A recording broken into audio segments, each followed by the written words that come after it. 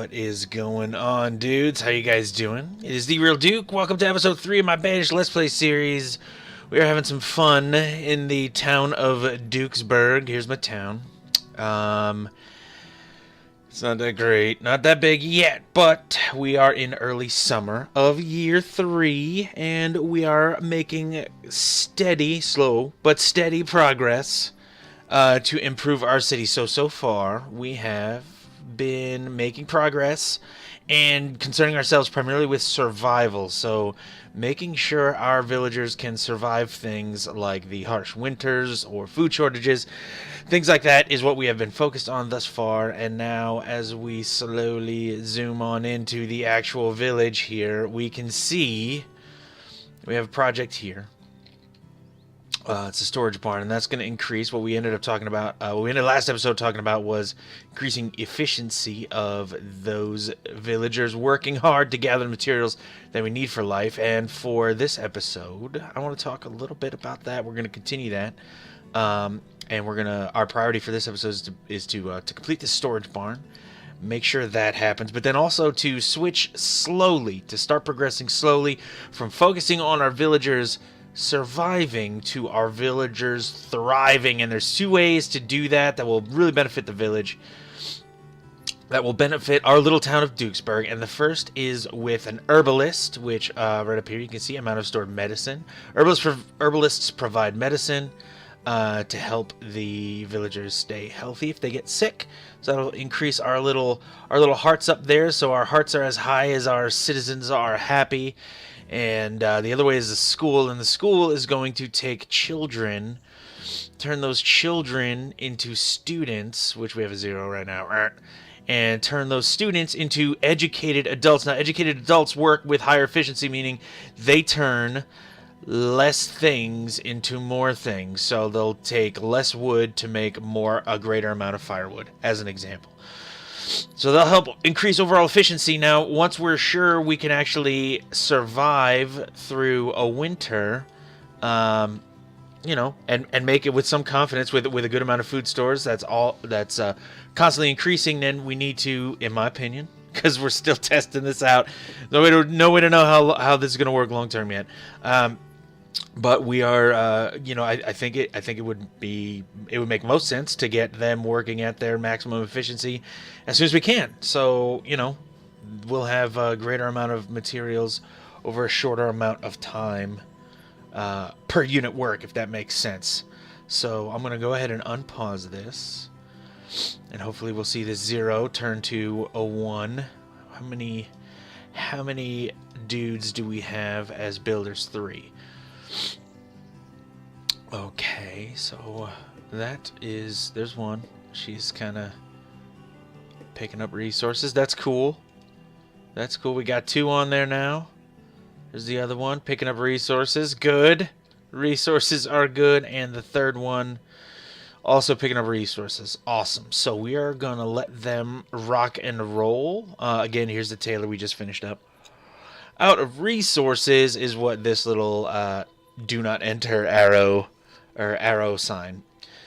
This little icon is the word I'm looking for. This little no icon lets you know that we are out of those resources that we need. Now, the tailor promptly made 4 coats, of which only 1 was taken, so we have 3 left, which means it's not like we needed 30 of them, and we only made 4, and those are all gone. So we do still have some in the stockpile, so that's cool. And these dudes are cranking out. Thank you. Getting something to eat. Dolorenza, that's a cool name. Another cool name. They are cranking out leather and venison. And we expect those numbers in the next year, or after this season ends. We do expect those numbers to increase based upon the increased efficiency that we're going to achieve by having this get taken care of here. So yeah, so while we're doing that, let's talk a little bit while we're waiting for those dudes to get this built, which should happen pretty quickly because we do have the resources in the stockpile adjacent. Let's talk more about the herbalist. So we head over into here. Herbalist is a little flower, and we're gonna actually throw it right over here. Now, one of the reasons that we're gonna throw it over here is because the herbalist makes use of The highest efficiency herbalists make use of old growth forests. So the older the forest is, the the more the more available, or the greater the availability of. We're just going to pause that to make sure that we get this built. It's the more mature the forest is, the more efficient the herbalist can be in their gathering. So out here we have the hunting cabin, we have the herbalist, and we can actually later in the game when we need a little bit more food, we can actually go ahead and throw another gatherer's hut out here. We're gonna have this right here, which is gonna be nice for that, to help facilitate that. So even though the rain is making things a little bit gray and sad right now, we do have good reason to be excited, because this herbalist is gonna come in handy. Now there is one slight difference between the way an herbalist works and other gatherers, or other workers, or buildings, or shops, whatever you want to call them, work, and that is, if, let's see, what's the best example? The best example, I guess, would be a tailor or a blacksmith. So we right now have 21 tools, and the blacksmith is no longer working. Okay, but those tools are in the storage barn. You can see them right here. Now, if a villager needs a tool, they will get them from the storage barn. But if a villager needs herbs, they will get them from the storage barn also, because the herbs will go to the storage barn. But if the herbalist is closed, they won't use them. So the herbalist needs to be staffed at all times for the villagers to actually make use of the herbs and make themselves feel better. Otherwise, because I've played through maybe 25 years on another village with an herbalist, and I've watched the herbs stay at 216 with a closed herbalist the entire time, and then the hearts just slowly decrease until I open it back up. So I'm not sure if it's supposed to be that way, if I'm missing something like that, but do not close the herbalist is my advice to you. So we are almost halfway complete on the storage barn.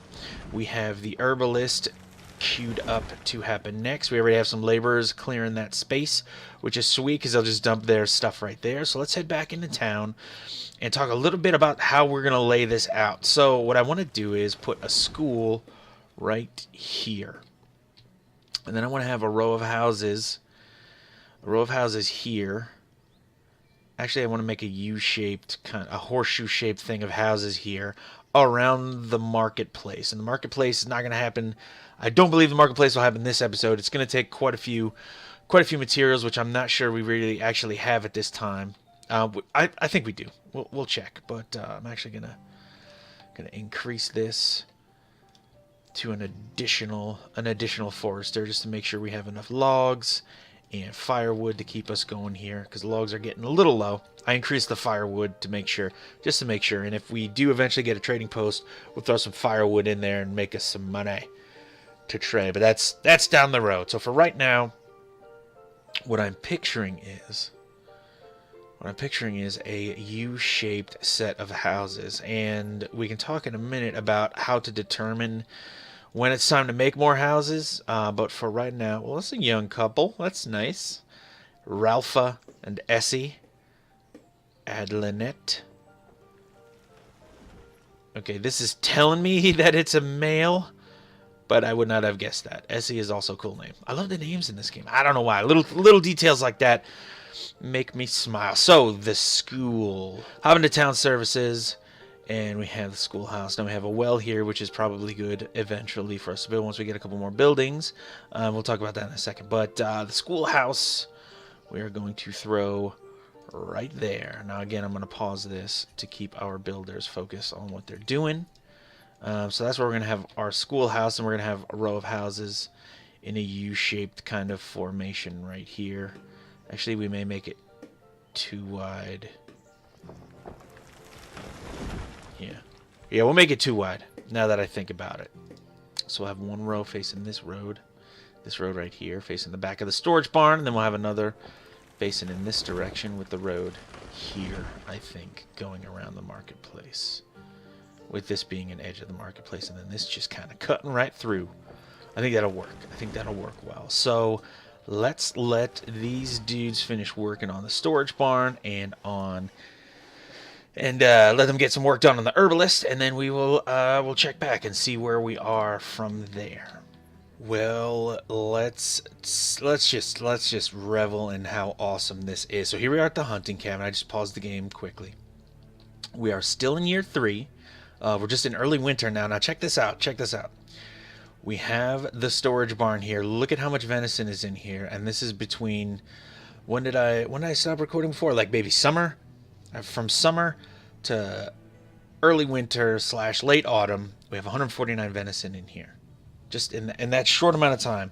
Now I'm not saying you need to keep track of that. What I'm saying is when you click on this little ditty, which is one of my favorite little tools, the production statistics button, you see in the previous season, 10 leather, 360 venison.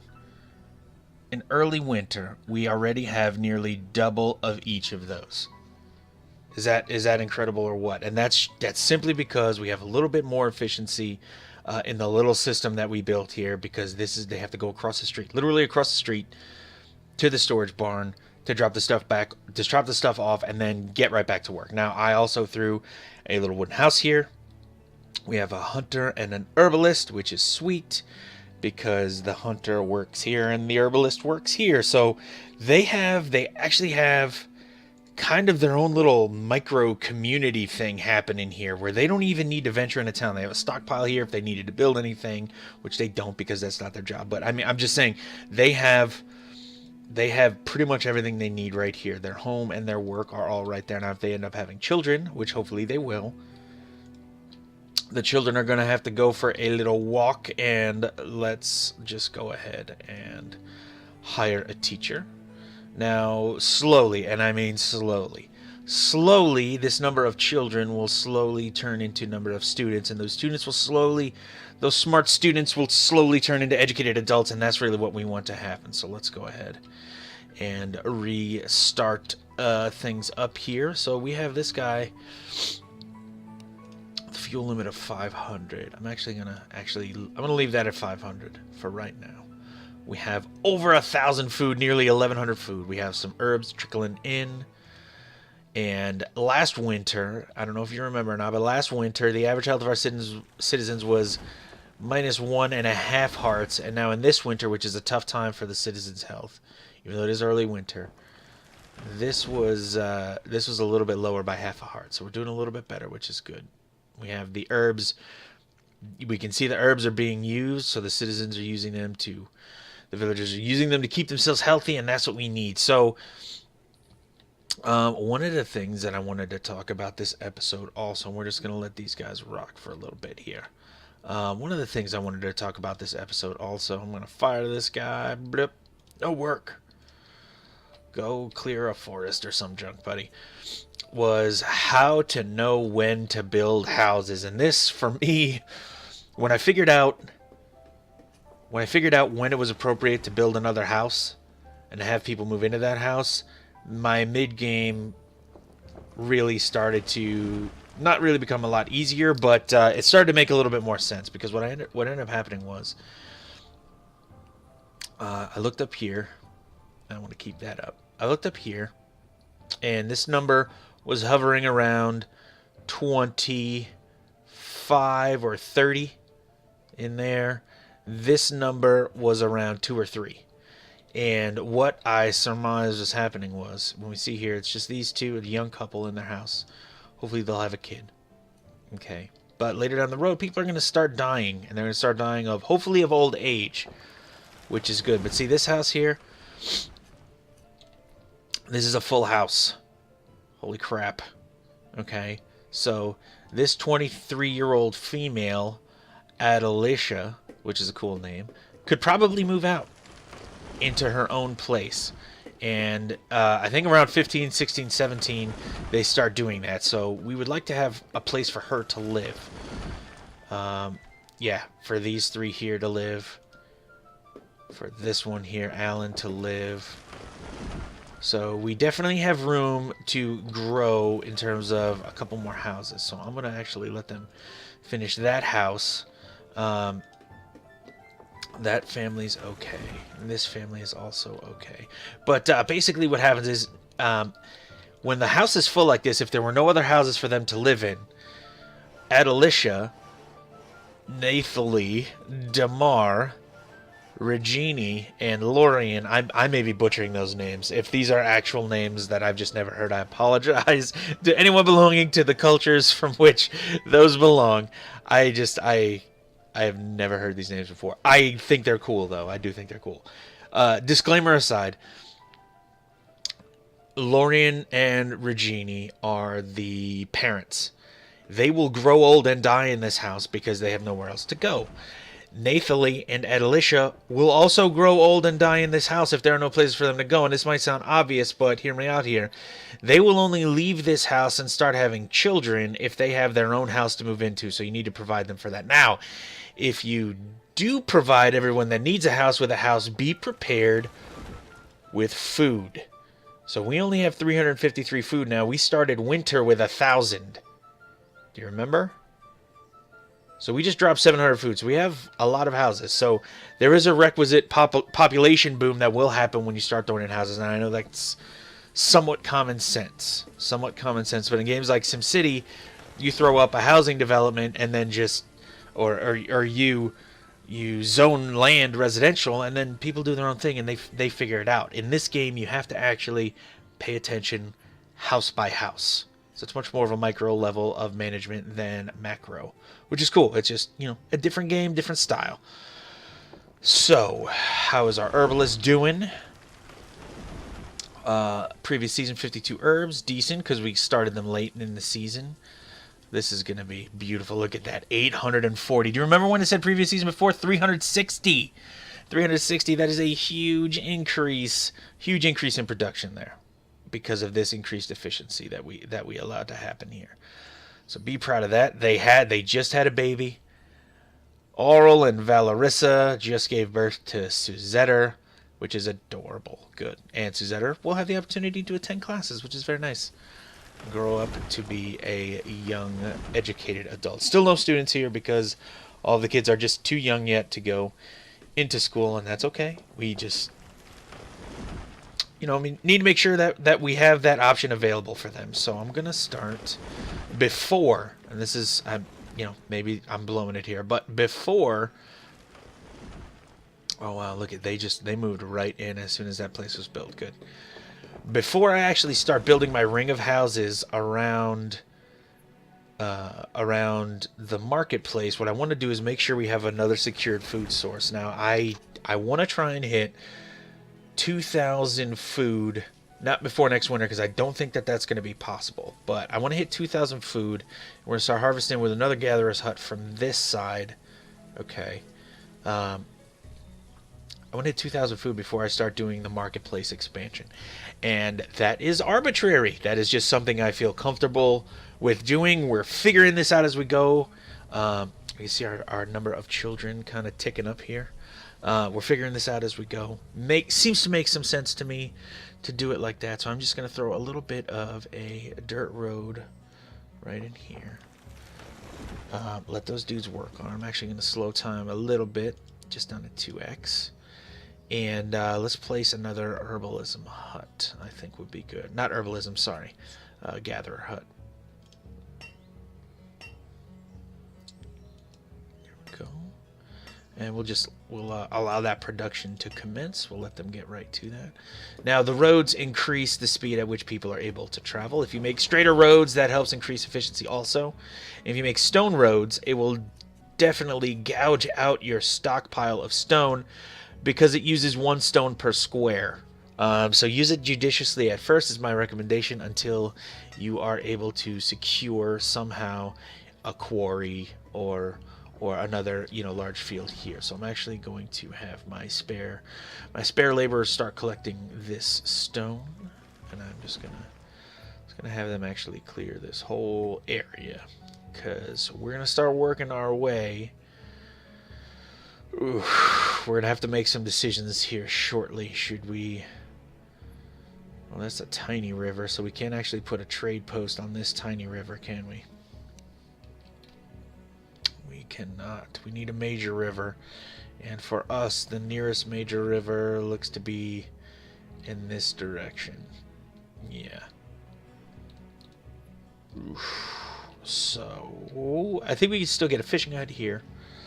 So that is going to increase our food supply dramatically. It will also increase our variety of food, which will increase our population's health, our villagers' health. So those are two good concerns. Now, how are we doing on firewood? Let's go ahead and open this back up. Hire back one of those dudes. How are we on tools? 16 tools. That's fine. We'll wait on those.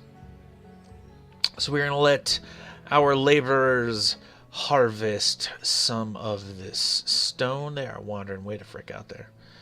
That's cool. We're going to let them harvest some stone. I'm going to run a road out here. We're going to get some more firewood and other food collected, and then we will throw down a fishing hut. So here we are in early autumn of year 4. Check this out. We have our gatherer's hut, completed production. Nice. How much food are we raking in? A crap ton. We have 3 villagers, 3 citizens working in this gatherer's hut. And if we check over on this gatherer's hut, you will see we also have 3 there. Now we do have fewer laborers. Now laborers, we only have 1. We should have some kids turning into adults that miss the opportunity to start school shortly. Laborers help facilitate clearing of all types of things, and they'll even maybe throw down a little tile or 2 of road occasionally, which helps. So if you have some free laborers, I recommend just trying to keep as many laborers free as you can. Now we are rushing in a certain sense to get what we think are the essentials down, but it's paying off for us. So we have now nearly 1,100 food. I think by early winter we should have something like 1,200 food. But the gatherer's hut that we just built is actually really brand new. So yeah, you can see that number just ticking up. So I don't think it just finished production, so it didn't really have a full season yet. So we shall see. Now the other thing that we're going to do with this last laborer is build a fishing hut. So over in food production, I keep calling it hut. It's a dock, not a hut. So let's spin it around and let's move it as close to the water as we can. And you know, it's going to be the last thing on the road, so if it is there, that is okay. Yeah. Actually, yeah, that's fine. So we'll throw it there. So now our builders will come over and get to work on the fishing dock. I'm actually going to cut one of the builders loose because we can only really get 2 working on something at a time anyway. We don't have anything that we need to really rush to finish yet. If we do, we can just take some of these laborers to do it. And then now we have the fishing dock. So again, if we're talking about switching from allowing our villagers to survive to having them thrive and be even more productive than normal, one of the ways to do that, there's a lot of ways to do it in this game, which is really awesome. One of the ways to do that is to increase their variety of food as much as you can. That keeps them healthier. Now, next episode, what I think I want to start working on, if we can get this little amount of stored food number a little bit higher, I want to, if we check out in here in the storage markets and trade menu, we have the market. It's going to go right here. Now, it is huge. It's so big. It's so big. So that's going to go here. But we will get into all the gritty details about what the market will actually do for us next time. So that is it for this episode, dudes. Thank you so much for watching. I do truly appreciate every single view. Appreciate you taking the time to check this out. This game is awesome.